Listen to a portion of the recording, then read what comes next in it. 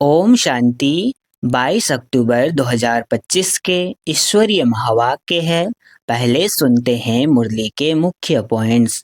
बाबा ने कहा, जब भी किसी को ज्ञान सुनाओ या भाषण दो तो बाबा बाबा कहकर समझाओ, तभी ज्ञान का तीर लगता है।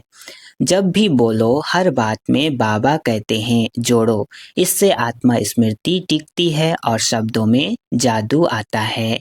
याद की यात्रा से आत्मा में जौहर यानी शक्ति भरती है, जिससे ज्ञान तीर सीधा हृदय तक पहुंचता है। सच्चा वैष्णव वही है जो काम कटारी न चलाए। अहिंसक वैष्णव बनना ही सच्चा राजयोग है। सच्चा सेवक वही है जो हर स्थिति में हाँ जी कहकर दुआएं लेता है, न कि राग दिखाता है। लास्ट में बाबा ने कहा, जहाँ दुआएं होती हैं वहाँ मेहनत नहीं होती। हाँ जी का पाठ सेवाओं को सफल बनाता है। अच्छा, अब सुनते हैं मुरली को विस्तार से। मुरली का सार। मीठे बच्चे, तुम जब किसी को भी समझाते हो या भाषण करते हो तो बाबा बाबा कहकर समझाओ। बाप की महिमा करो तब तीर लगेगा। प्रश्न। बाबा भारतवासी बच्चों से विशेष कौन से प्रश्न पूछते हैं? उत्तर। तुम भारतवासी बच्चे जो इतने साहूकार थे, सर्वगुण संपन्न, 16 कला संपूर्ण देवता धर्म के थे, तुम पवित्र थे, काम कटारी नहीं चलाते थे, बहुत धनवान थे, फिर तुमने इतना देवाला कैसे निकाला है? कारण का पता है? बच्चे, तुम गुलाम कैसे बन गए? इतना सब धन दौलत कहाँ गए गंवा दिया? ख्याल करो, तुम पावन से पतित कैसे बन गए? तुम बच्चे भी ऐसी ऐसी बातें बाबा बाबा कहा दूसरों को भी समझाओ तो सहज समझ जाएंगे।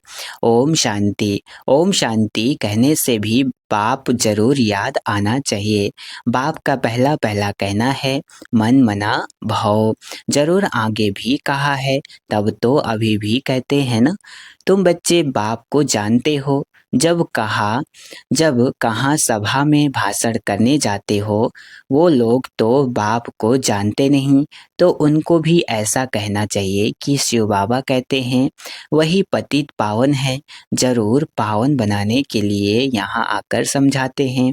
जैसे बाबा यहाँ तुमको कहते हैं, हे बच्चों, तुमको स्वर्ग का मालिक बनाया था, तुम आदि सनातन देवी देवता धर्म वाले विश्व के मालिक थे, वैसे तुमको भी बोलना चाहिए कि बाबा यह कहते हैं। ऐसे कोई के भाषण का समाचार आया नहीं है। शिव बाबा कहते हैं, मुझे ऊंचते ऊंच मानते हो, पतित पावन भी मानते हो। मैं आता भी हूँ भारत में और राजयोग सिखलाने आता हूँ। कहता हूँ मामेकम याद करो, मुझ ऊंच बाप को याद करो, क्योंकि वह बाप देने वाला दाता है। बरोबर भारत में तुम विश्व के मालिक थे ना, दूसरा कोई धर्म नहीं था। बाप हम बच्चों को समझाते हैं, हम फिर आपको समझाते हैं। बाबा कहते हैं, तुम भारतवासी कितने साहूकार थे, सर्वगुण संपन्न, 16 कला संपूर्ण देवता धर्म था, तुम पवित्र थे, काम कटारी नहीं चलाते थे, बहुत धनवान थे, फिर बाप कहते हैं तुमने इतना देवाला कैसे निकाला है? कारण का पता है? तुम विश्व के मालिक थे, अभी तुम विश्व के गुलाम क्यों बने हो? सभी से कर्जा लेते रहते हो, इतने सब पैसे कहाँ गए? जैसे बाबा भाषण कर रहे हैं वैसे तुम भी भाषण करो तो बहुतों को आकर्षण हो। तुम लोग बाबा को याद नहीं करते हो तो किसको तीर लगता नहीं, वह ताकत नहीं मिलती। नहीं तो तुम्हारा एक ही भाषण ऐसा सुने तो कमाल हो जाए। शिव बाबा समझाते हैं, भगवान तो एक ही है जो दुख हरता सुख करता है, नई दुनिया स्थापन करने वाला है। इसी भारत पर स्वर्ग था, हीरे जवाहरातों के महल थे, एक ही राज्य था, सब चीरखंड थे। जैसे बाप की महिमा अपरम अपार है, वैसे भारत की भी महिमा भी अपरम अपार है। भारत की महिमा सुनकर खुश होंगे। बाप बच्चों से पूछते हैं, इतना धन दौलत कहाँ कमा दिया? भक्ति मार्ग में तुम कितना खर्चा करते आए हो, कितने मंदिर बनाते हो? बाबा कहते हैं, ख्याल करो, तुम पावन से पतित कैसे बने हो? कहते भी हो ना। बाबा दुख में आपका सिमरण करते हैं, सुख में नहीं करते, परंतु दुखी तुमको बनाता कौन है? घड़ी-घड़ी बाबा का नाम लेते रहो, तुम बाबा का संदेश देते रहो। बाबा कहते हैं, हमने तो स्वर्ग शिवालय स्थापन किया, स्वर्ग में इन लक्ष्मी नारायण का राज्य था ना? तुम यह भी भूल गए हो, तुमको यह भी पता नहीं है कि राधे कृष्ण ही स्वयंवर के बाद लक्ष्मी नारायण बनते हैं। श्री कृष्ण जो विश्व का मालिक था, उनको कलंक बैठ लगाते हो, मेरे को भी कलंक लगाते हो। मैं तुम्हारा सद्गति दाता हूँ, तुम मुझे कुत्ते बिल्ली कण कण में कह देते हो। बाबा कहते हैं, तुम कितने पतित बन गए हो। बाप कहते हैं, सर्व का सद्गति दाता पतित पावन मैं हूँ, तुम फिर पतित पावनी गंगा कह देते हो। मेरे से योग न लगाने से तुम और ही पतित बन पड़ते हो। मुझे याद करो तो तुम्हारे विकर्म विनाश होंगे। घड़ी घड़ी बाबा का नाम लेकर समझाओ तो शिव बाबा याद रहेगा। बोलो, हम बाप की महिमा करते हैं। बाप खुद कहते हैं, मैं कैसे साधारण पतित तन में बहुत जन्मों के अंत में आता हूँ, इनके भी बहुत जन्म हैं। यह अब मेरा बना है तो इस रथ द्वारा तुमको समझाता हूँ। यह अपने जन्मों को नहीं जानते हैं। भागीरथ यह है, इनके भी वानप्रस्थ अवस्था में मैं आता हूँ। शिव बाबा ऐसा समझाते हैं, ऐसा भाषण किसका सुना नहीं है ना? बाबा का अलग ही एक रूहानी भाषण रहता है। बाबा का तो नाम ही नहीं लेते हैं, सारा दिन बाबा को तो बिल्कुल याद ही नहीं करते हैं, झरमुई झरमुई में लगे रहते हैं और लिखते हैं कि हमने ऐसा भाषण किया, हमने यह समझाया। बाबा समझते हैं कि अभी तो तुम चीटियाँ हो, तुम चीटियाँ हो, मकोड़े मकोड़े भी नहीं बने हो। और अहंकार कितना रहता है ना? अभी आपने थोड़ा भी जमा नहीं किया है तो अहंकार कितना आता है। अभी मकोड़े भी नहीं बने, चींटी समान है। तो बाबा समझा रहे हैं, समझते नहीं हैं कि शिव बाबा ब्रह्मा द्वारा कहते हैं। शिव बाबा को तुम भूल जाते हो, ब्रह्मा पर झट बिगड़ते हैं। बाप कहते हैं, तुम मुझे ही याद करो, तुम्हारा काम है मेरे से, मुझे याद करते हो ना? परंतु तुमको भी पता नहीं है कि बाप क्या चीज है, कब आते थे, कब आते हैं। गुरु लोग तुमको कहते हैं कि कल्प लाखों वर्ष का है और बाप कहते हैं कि कल्प है ही 5,000 वर्ष का। पुरानी दुनिया सो फिर नई होगी, नई सो फिर पुरानी होती है। अब नई दिल्ली है कहाँ? दिल्ली तो अब परिस्तान होगी, तब नई दिल्ली कहेंगे। नई दुनिया में नई दिल्ली थी, जमुना घाट था, है ना? जमुना घाट पर नई दिल्ली थी, उन पर लक्ष्मी नारायण के महल थे, परिस्तान था। अभी तो कब्रिस्तान होना है, सब दफन हो जाने हैं। इसलिए बाप कहते हैं, मुझ ऊंचते ऊंच बाप को याद करो तो पावन बनेंगे। हमेशा ऐसे बाबा बाबा कहकर समझाओ, है ना? बाबा ने ये कहा, बाबा ऐसे कहते हैं, है ना?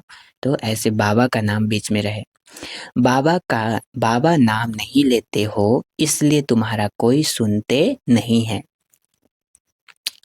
बाबा की याद न होने से तुम्हारे में जौहर नहीं भरता, देह अभिमान में तुम आ जाते हो, है ना? अहंकार भी आ जाता है और वाणी में जौहर भी नहीं भरता है ना? कोई समझ भी नहीं पाते, सुनते नहीं है। तो इसलिए बाबा का नाम लगाओ और अपना निमित्त समझकर समझाओ। बांधेलियाँ जो मार खाती हैं वह तुमसे जास्ती याद में रहती हैं, कितना पुकारती हैं। बाप कहते हैं, तुम सब द्रौपदियाँ हो ना, अब तुमको नंगन होने से बचाते हैं। माताएं भी ऐसी कोई होती हैं जिनको कल्प पहले भी पूतना आदि नाम दिए थे, तुम भूल गए हो। बाप कहते हैं, भारत जब शिवालय था तो उसे स्वर्ग कहा जाता था। यहाँ फिर जिनके पास मकान विमान आदि हैं वह समझते हैं हम स्वर्ग में हैं। कितने मूढ़मती हैं, हर बात में बोलो। बाबा कहते हैं, यह हठ योगी तुमको मुक्ति थोड़े ही दे सकते हैं, जबकि सर्व का सद्गति दाता एक हैं। फिर गुरु किस लिए करते हो? क्या तुमको सन्यासी बनना है या हठ योग? सीख कर ब्रह्म में लीन होना है। लीन तो कोई हो नहीं सकता, पार्ट सबको बजाना ही है। सब एक्टर्स अविनाशी हैं। यह अनादि अविनाशी ड्रामा है, मोक्ष किसको मिल कैसे सकता है। बाप कहते हैं मैं इन साधुओं का भी उद्धार करने आता हूँ, फिर पतित पावनी गंगा कैसे हो सकती है। पतित पावन तुम मुझे कहते हो ना, तुम्हारा मेरे से योग टूटने से यह हाल हुआ है। अब फिर मेरे से योग लगाओ तो विकर्म विनाश होंगे। मुक्ति धाम में पवित्र आत्माएं रहती हैं। अभी तो सारी दुनिया पतित है, पावन दुनिया का तुमको मालूम ही नहीं है। तुम सब पुजारी हो, पूज्य एक भी नहीं है ना। पूज्य किसी को बोल ही नहीं सकते, है ना सब। तो तुम बाबा का नाम लेकर सबको सुजाग कर सकते हो। बाप जो विश्व का मालिक बनाते हैं, उनकी तुम ग्लानि बैठ करते हो। श्री कृष्ण छोटा बच्चा सर्वगुण संपन्न, वह ऐसा धंधा कैसे बैठ करेगा, है ना। कितना लांछन लगा दिया है श्री कृष्ण को। और श्री कृष्ण सबका फादर हो कैसे सकता। भगवान तो एक होता है ना। जब तक मेरी श्रीमत पर नहीं चलेंगे तो कट यानी जंग कैसे उतरेगी। तुम सबकी पूजा करते रहते हो तो क्या हालत हो गए। इसलिए फिर मुझे आना पड़ता है। तुम कितने धर्म कर्म भ्रष्ट हो गए हो। बताओ हिंदू धर्म किसने कब स्थापन किया। ऐसे अच्छी ललकार से भाषण करो, है ना। प्रश्न भी पूछो और ललकार से भाषण करो।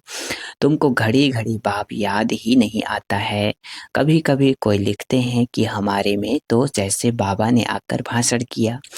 बाबा बहुत मदद करते रहते हैं, है ना। आपको बोलना भी नहीं आता है, फिर भी बाबा बहुत मदद करते हैं। जब उनको आप साक्षी मानकर उनको साथ में रखकर भाषण करते हो तो। तुम याद की यात्रा में नहीं रहते हो, इसलिए चींटी मार्ग की सर्विस करते हो। एक बार बाबा ने कहा था, मतलब किसी का अनुभव था कि उनको इंग्लिश भी नहीं आता था और अंग्रेज लोग ज्ञान सुनने आ गए तो उनको पूरा अंग्रेजी में समझाया। वो चले भी गए समझ के और लास्ट में पता चला कि कैसे हुआ, एकदम जैसे बाबा ही स्वयं आकर उनमें इंग्लिश एकदम अच्छे से परफेक्शन से बोलकर उनको समझा दिया। तो ऐसे भी बाबा मदद भी करते हैं। बाबा का नाम लेंगे तभी किसको तीर लगेगा। बाबा समझाते हैं बच्चे तुमने ही ऑलराउंड 84 का चक्र लगाया है तो तुमको ही आकर समझाना पड़े। मैं भारत में ही आता हूँ। जो पूज्य थे वह पुजारी बनते हैं, मैं तो पूज्य पुजारी नहीं बनता हूँ। बाबा कहते हैं यह तो धुन लगा देनी चाहिए। तुम जब ऐसे ऐसे भाषण करो, जब ऐसा हम सुने तब समझें कि अब तुम चींटी से मकोड़े बने हो। बाप कहते हैं मैं तुमको पढ़ाता हूँ, तुम सिर्फ मामेकम याद करो। इस रथ द्वारा तुमको सिर्फ कहता हूँ कि मुझे याद करो। रथ को थोड़े ही याद करना है। बाबा ऐसे कहते हैं, बाबा यह समझाते हैं, ऐसे ऐसे तुम बोलो, फिर देखो तुम्हारा कितना प्रभाव निकलता है।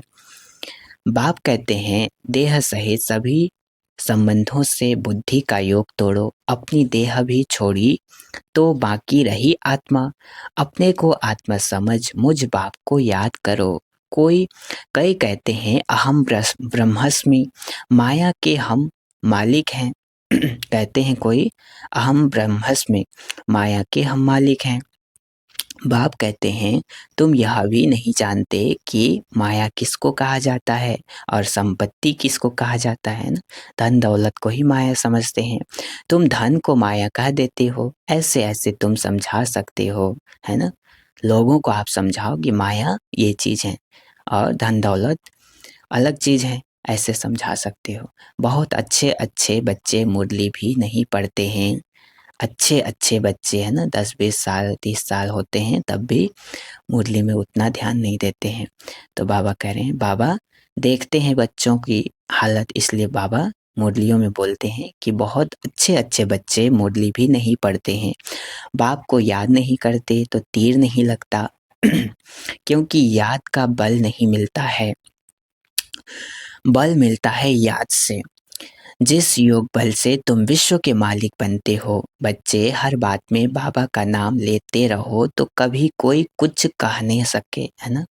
आपकी मत होगा तो लोग उंगली करेंगे, लेकिन बाबा ने कहा है, बाबा की मतें हैं तो लोग कुछ भी आर्ग्यू नहीं कर सकते।